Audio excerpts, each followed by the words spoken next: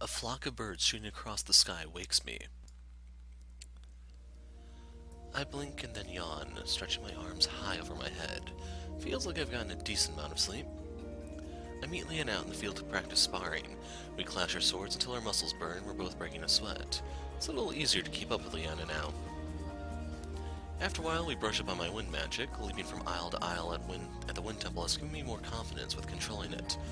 For practice, I levitate the pongo and swoosh him above the grass a few times, much to his delight. We head back to camp and find the rest of the team to be awake. Greetings. Did you enjoy your practice? Yes, it was good. How did you sleep? Quite sufficiently. She turns to me. A significant amount of time has passed since you last attempted to open a temporal rift. Since you've absorbed more energy, perhaps now would be a good time to attempt it again. What? You want to do that now? Amy blinks. Yes. We have resolved our mission with the Cloaked Brotherhood, and are refocused on our search for temples. It would be an ideal time to try again. I remember my last attempt and wince. Wasn't it a bit of a disaster last time? Amelia shakes her head. The ability to open the rift is there. I believe if you focus, the cast may be more refined. Alright. For once, I don't need Leanna or Amelia to guide me through what to do. I close my eyes, taking in slow, deep breaths. Gathering the energy within, I shoot it down my arms as I try to visualize the rift. I'm taken off guard by how fast the energy shoots down my arm this time. I open my eyes. Wind roars and flares up all around us. Amy and Leanna are speaking, but I can't hear them over the wind pounding my ears. My heart automatically leaps at how strong the magic is, but I quickly shove the anxiety back down. I can do this. I grit my teeth. It's an effort to extend my hand against the gale. The storm whips about even stronger. The trees groan and sway, and then... nothing. Nothing happens except for this fierce, biting wind. I hold on a little longer to see if anything changes, but it doesn't. The weight of the magic feels like it's settling deep into my bones, making my arm as heavy as a stone.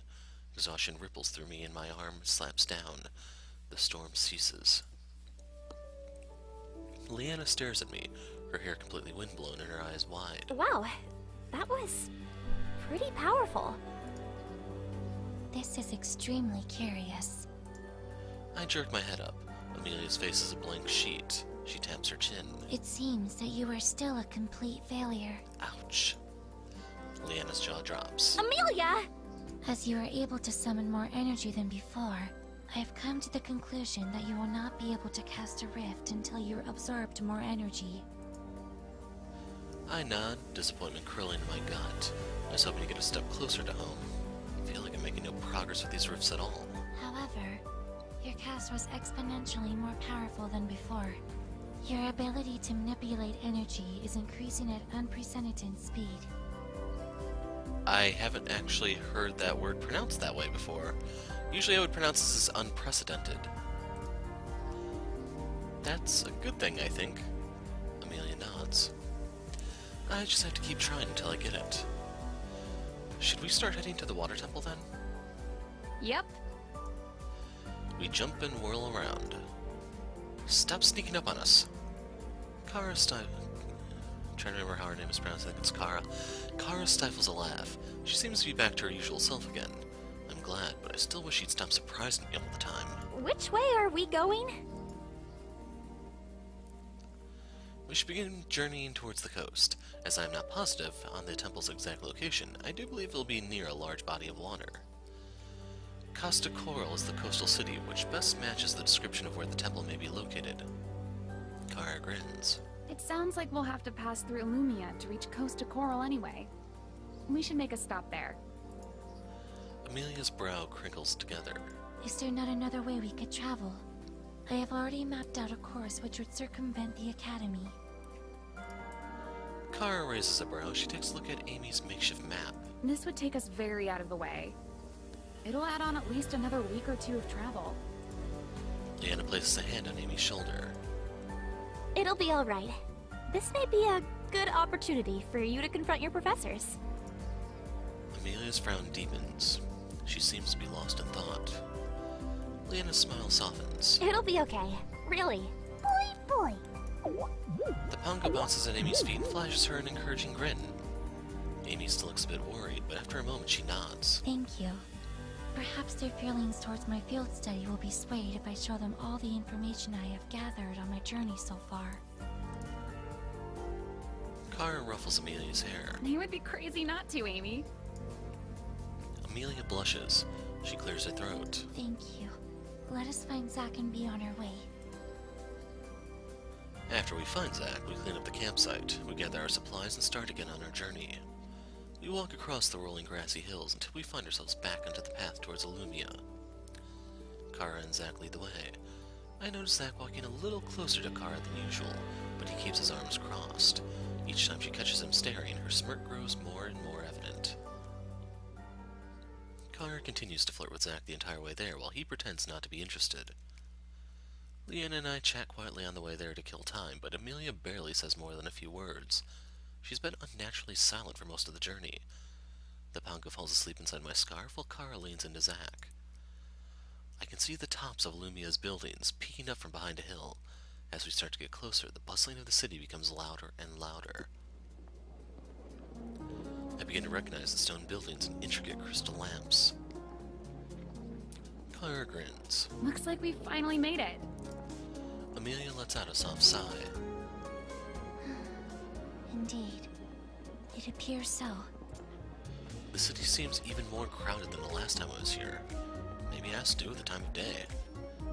So, are we just passing through here, or are we making a stop? Well, I have a few things I want to take care of while we're here. Same here. I'd like to check in with some people. Amy is silent. Leanna sends her a sympathetic glance, patting her on the arm. Just remember, everything's gonna turn out fine. Amelia doesn't look too convinced, but she nods. Perhaps it would be best to meet at the inn, when all of our matters are accomplished. Yep. Then it's settled. We'll meet back up at the inn in the evening. With a nod, the group splits up and goes their separate ways. And then...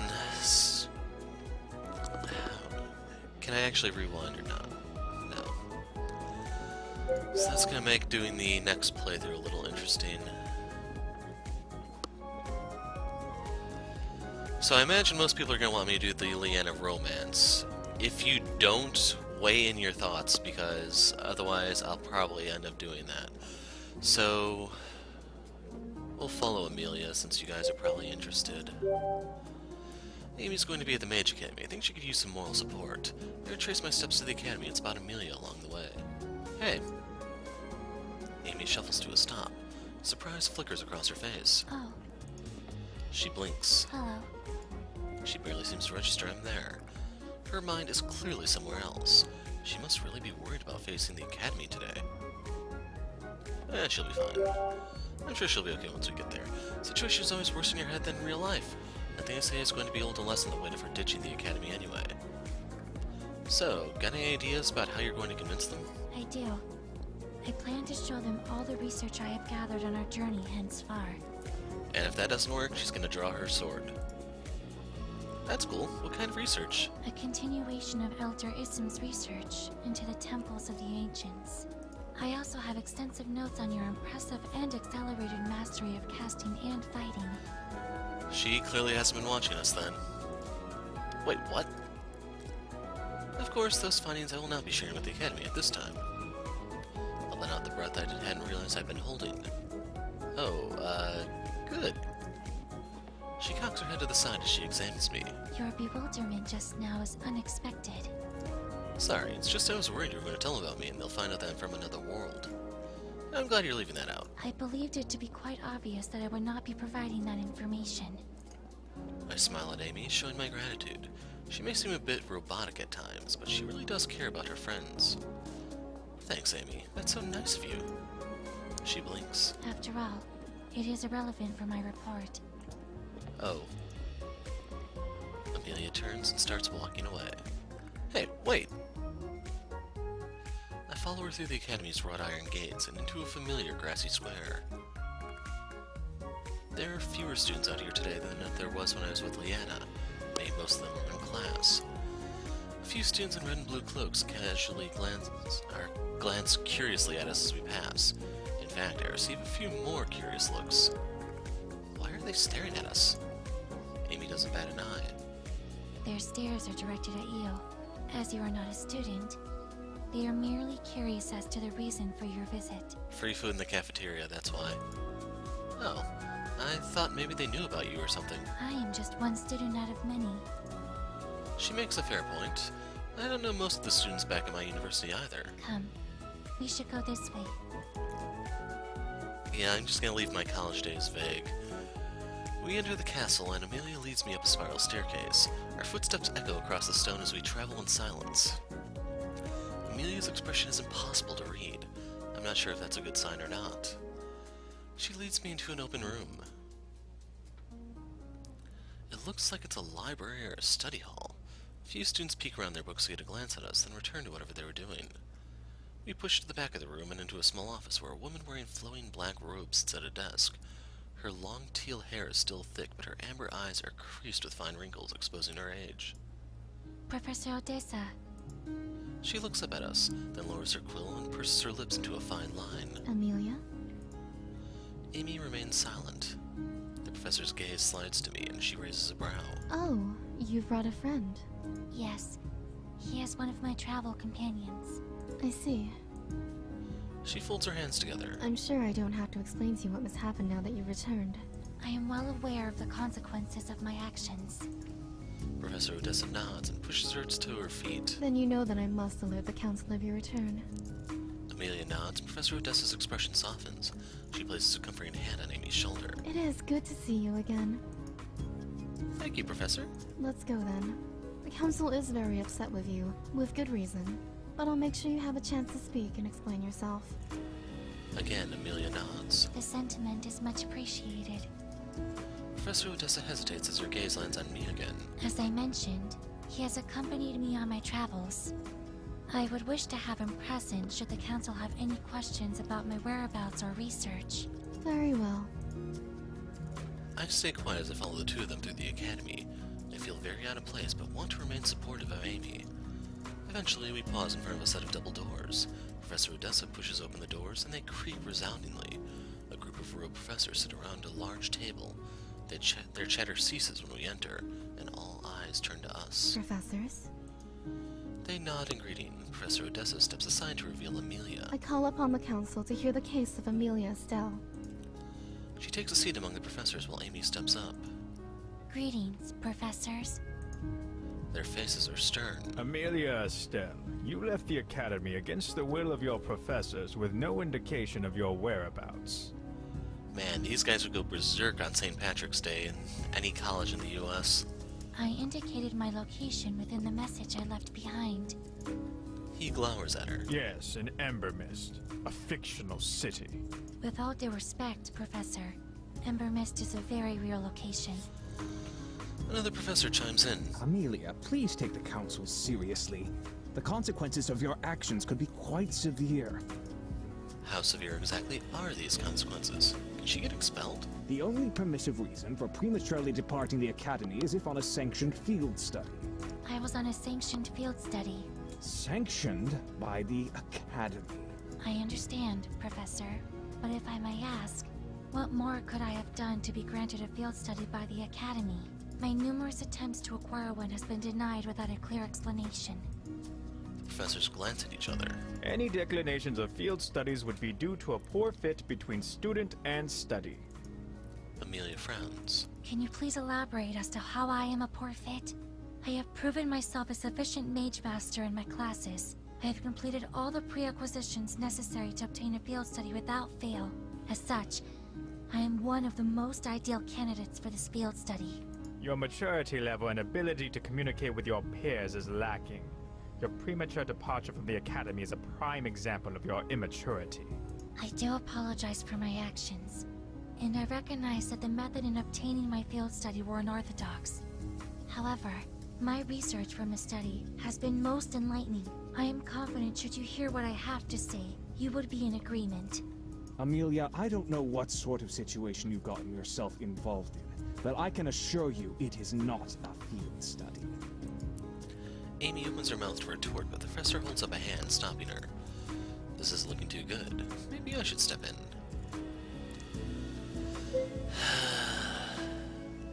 Damn it.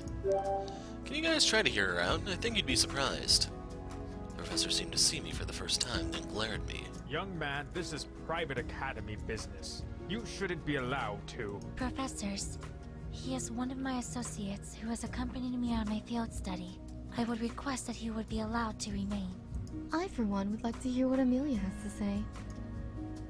The professors quiet down as Professor Odessa fixes them a stern look. She then gestures to Amy to continue. Amy nods as she gathers her thoughts. The tension in her body relaxes slightly and she stands taller. She glances at me and I flash her a grin. She's got this. On my journey, I have come across substantial information about the Temple of the Ancients. Professor Odessa's brows shoot up. An interesting and unusual subject. Amelia nods. She digs deep into her bag and pulls out several scrolls. She rolls them out across the table, revealing notes, symbols, and elaborate sketches. I crane my neck to get a better look. I knew Amy had been keeping detailed notes, but the amount of detail is still very impressive. The professors gather in a circle and lean over the table to examine it. As you can see from my findings, using previous notes from Eldorism, I have successfully accessed the temples, which were forgotten by society. Each one has high concentration of energy. Professor Odessa grins. She shifts her half-moon spectacles up her nose. Elder Eason's research was incomplete. Correct. I was able to use the research to orient myself to the general location of each temple.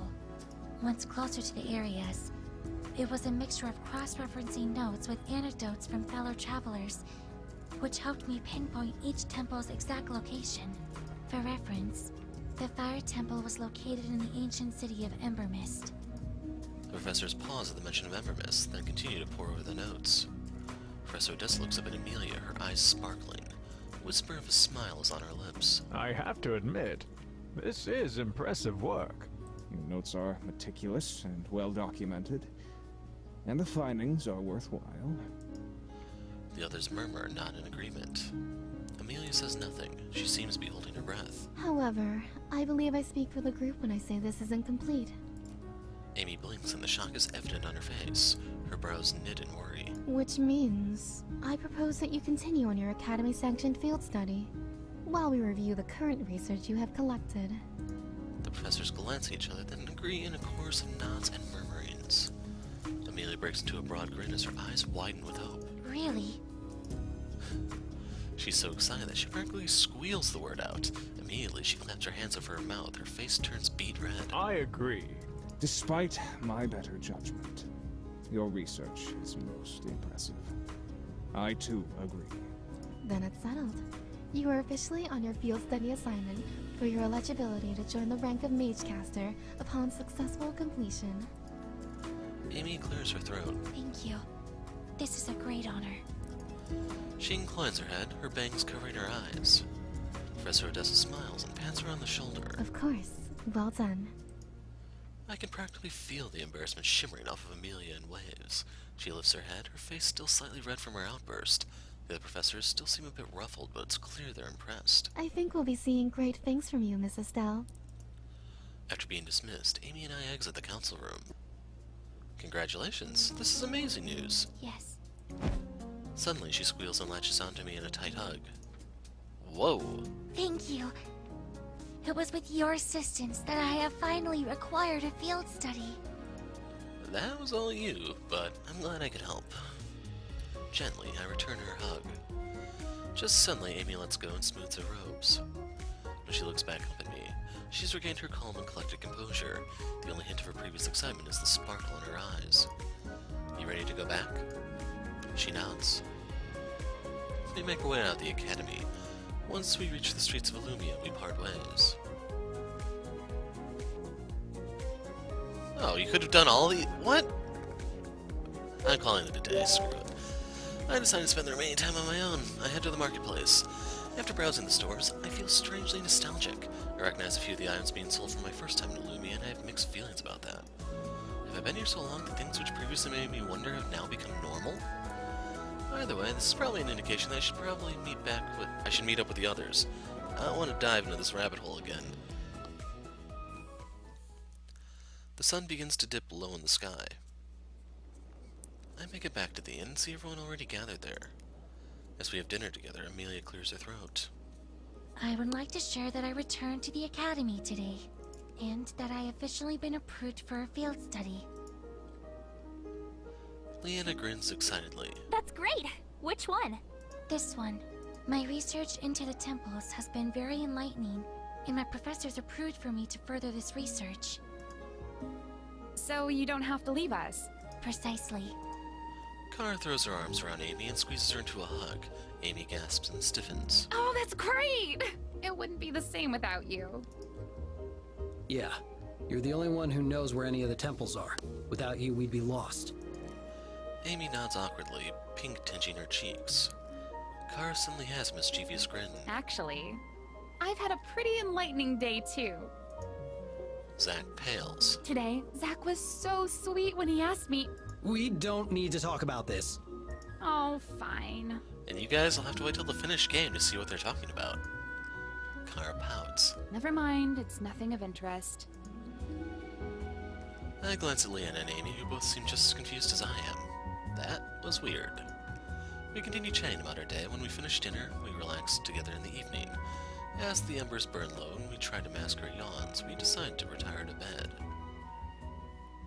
Zack and I head into a room and wordlessly get ready for bed. I bury my face in the soft pillow and feel a soft, jiggly body press against me. With the pongo nuzzling me, I gradually drift to sleep.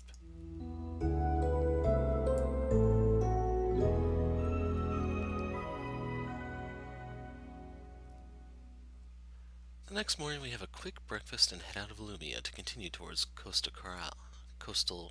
Coral.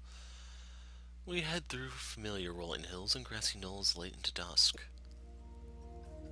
As we pass Meadow Hill, I'm washed with a feeling of nostalgia. This is where my adventure started. My thoughts wander to my family back home. Do they know I'm gone? How much time has passed at home? Is the passage of time here even equal to that of Earth? What if I go home and everyone's grown old? Will I even be able to go home? I glance at Leanna. What would have happened if we'd never met? Would I still be wandering aimlessly around Havengard?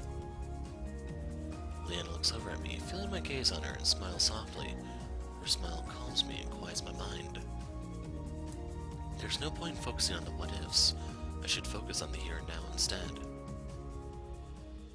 As the sun begins to set, we make camp and turn in for the night.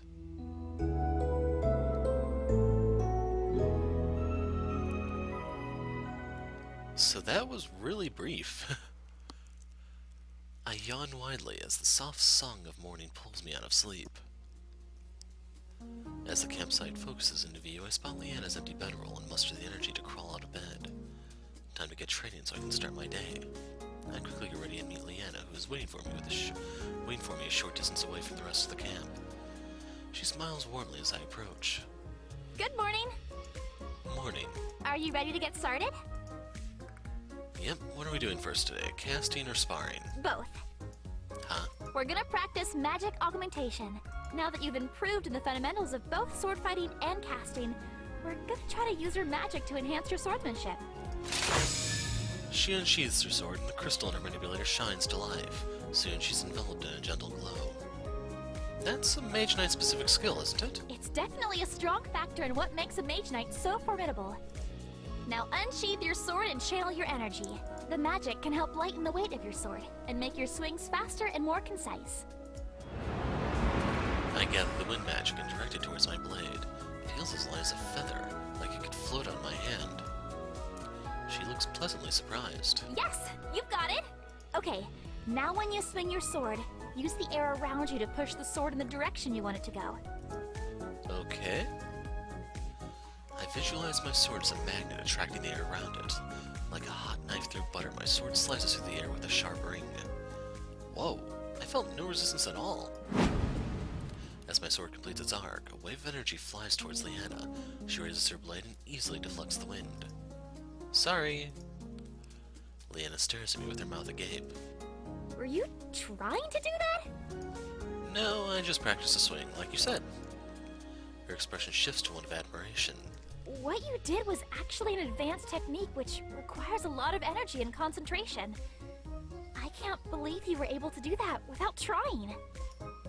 That's pretty cool. I twirl my sword and enjoyed how easily it cuts through the air.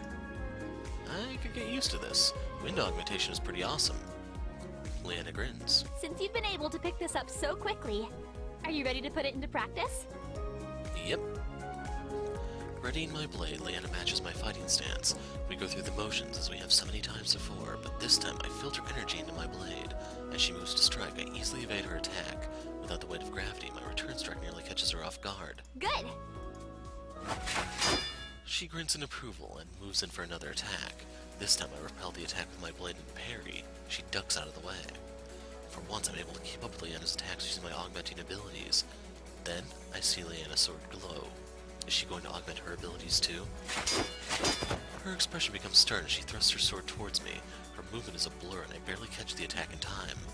Before I have a chance to regroup, she strikes me again, and this time I groan as I get knocked back. I don't think Leanna's holding back or taking it easy on me anymore. She continues to overpower me in the sword fight. My breaths come in labored wheezes. Even with my magic, I can't get through her defenses. Wait, my magic. She's clearly a better swordsman. But my magic has been shown to be formidable too. As Leanna prepares for another attack, I gather a ball of energy and blast wind magic at her. She uses her arms to guard her face as she deflects the blast. Her eyes flash, but there's a smile playing at her lips. In one smooth motion, she retaliates with her own gale. I dig my heels into the ground as I'm pushed back. Soon we're volleying wind attacks and sword strikes. In a last attempt to gain some ground in this battle, I channel as much energy as I can in one powerful windstorm and let it fly towards Leanna. She returns with her own ferocious gale, and our energies clash between us. My windstorm cuts through her gale and knocks her down. She blinks up at me from the ground, stunned. What just happened? I figured there's no way I could beat you in a sword fight with all your years of training, but I've been doing very well in casting and would have a better chance of beating you that way. That doesn't explain how you overpowered my cast. My training has obviously paid off. No, I mean that level of energy output should be impossible. She looks at my arm and inspects my manipulator. The type of crystal we have for you shouldn't be able to even handle that much energy without shattering.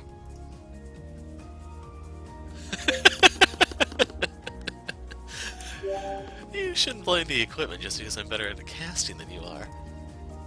Leanna narrows her eyes. You better not have said what I think you said. I bet I could beat you even if I were using your crystal. You're on! A thought pops in my head and a wicked smile spreads across my lips. Like, I don't know if you're gonna fight her normally unless you say that, so we'll make the bet. How about we make it a little more interesting? Leanna answers cautiously. What did you have in mind? Loser has to do the winner's bidding for the rest of the day. What? Leanna's eyes widen.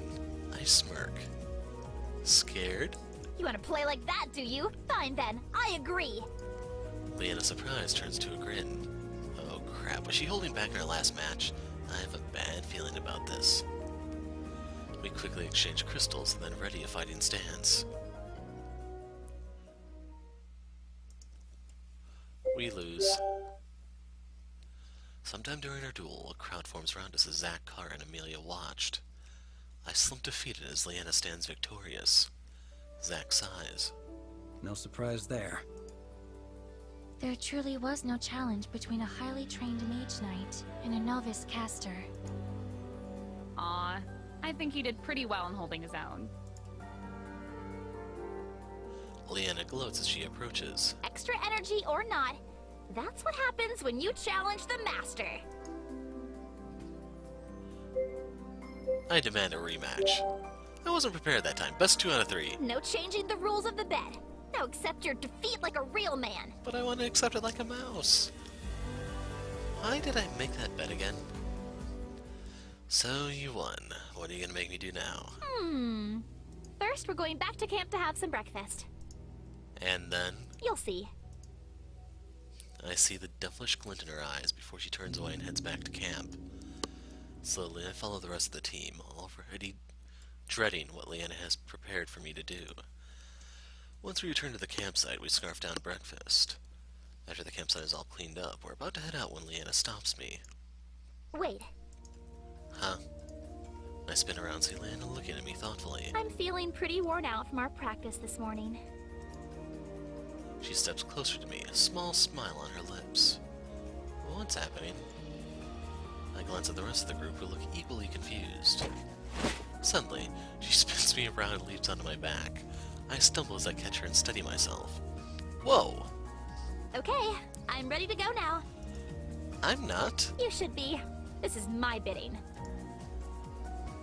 You're too heavy, though. I pretend like I'm carrying a giant boulder and let my legs gradually sink to the ground. Hey! Leanna's nails dig into me as she begins to slip off. So heavy. Are you calling me fat? Well, I'm not calling her that, but I'm implying it. The nails dig in even deeper. Uh-oh, abort, abort. Just kidding, I've got a second one now. I straighten up and shift Leanna back into place. That's what I thought. The Pongo hops over and looks questioningly at Leanna. Oi? Sorry, Pongo, but today he belongs to me. Oi! Pongo grins and hops onto Leanna's shoulder. He snuggles against her cheek as he settles in. Boy, boy. Aw, you're right. We can definitely both fit. Seriously? Let's get going. At Leanna's command, I start walking, and the rest of the team wordlessly falls in step. Kara casts furtive glances at Zack. No. She pouts. I didn't even say anything. You were thinking it. She feigns innocence and grabs Zack's hand instead. You mean you don't like it when I do this? Zack's face flares up. That's not what you were thinking. Kara feigns innocence. What else would I be thinking? Zack doesn't respond, but speeds up instead. Amelia silently watches the scene unfold. We travel on foot for the rest of the day, the sun pounding on our backs. My legs and arms burn with the weight of an extra person. I never knew Leanna had this side to her. Most of our journey is uneventful. The same trees and dirt paths stretch for miles. Eventually, the sun dips below the horizon. We break to make camp and divide setup duties. Leanna and I step into the woods to search for firewood. This would make good tinder. I wait for her to grab it, but she doesn't move. Uh-oh. She just looks at me and smiles. I sigh and pick it up. As you wish. Her grin widens. She is enjoying this way too much. Oh, and there are some pretty large branches over there that we could split up for firewood. We? I continue to collect wood while Leanna stands in place directing me. After she deems we have enough, we return to camp where Leanna sets me to work arranging the stones and tinder for our fire pit. Amy snaps a spark, which quickly engulfs the tinder. As I'm about to lie back and enjoy the warmth of the fire, Leanna hands me her sword. Thanks? We have to ensure our blades stay sharp. Proper upkeep, remember? You should be testing your blade too. I sigh again. Carefully I run the edge of the blade against a sharpening stone. When I'm done, Leanna tests a few swings and then nods. Not bad. She sheathes her sword. Food's ready. Finally, I'm starving. Oh, hey, can you... Okay, for a second there I thought she was going to ask me to chew it for her, but I'm not into the whole bird thing. I know, get you a bowl too. Leanna grins. The Pongo hops over as I hand Leanna her bowl. Scarfing down my food, I didn't realize just how hungry I was. In just a few minutes, my bowl is empty. Looks like someone was hungry. It's almost like you've had to exert more energy than usual. I just give Kara a pointed look. She laughs and scoops more food into my bowl, which I eagerly devour. Afterwards, I pat my full belly. I ate so much, I'm ready to go into a food coma. Kara giggles and begins to collect her empty bowls while Leanna stops her. You and Zack took care of making dinner, so why don't you let us take care of the cleanup? Us? Kara immediately agrees. Sure, I won't say no to that. Come on, Zack. She pulls Zack to his feet, then leads him over to the fire and bedrolls. Shall I assist in tidying up? No, that's okay. You go relax. Amy nods and follows Kara and Zack over to the fire. That was nice of you to give them a little break. Leanna nods. Let's get started then. I get to my feet and begin to gather the bowls. Do you want to wash and I'll dry? She merely stares at me, a smile flickering at the corner of her lips. Oh. When you said we would clean up, you meant I would clean up. Exactly. She pushes her empty bowl towards me and grins broadly as I collect it. Thank you. Under Leanna's supervision, I carefully clean the pots and bowls and dry them. Once satisfied, we reconvene over by the fire. My bedroll looks so inviting, but I'm reluctant to sit down in case I get called up again. Leanna watches me with amusement and gestures for me to sit. Is this a trap? It's not a trap. Whoa, did I say that out loud? She laughs at my expression. It was obvious what you were thinking. But the day's not over yet. You might find something else you want me to do. For being such a good sport, I'm ending the day early. Leanna yawns. Besides, we both had long, exhausting days. I'm too tired to think of any more things for you to do. You're tired? Yep. I'm about to argue, but bite my tongue instead. I'm finally free from the bet. Don't say anything stupid to change your mind. As I relax by the fire, I struggle to keep my eyes open. Our train this morning plus all the demands Leanna had me fulfill has drained me, and I find myself longing to crawl into bed. Leanna notices my struggle. I think I'm gonna go to bed too. Good night. I mumble a good night as I crawl into my bedroll. As soon as I close my eyes, I drift into a deep sleep.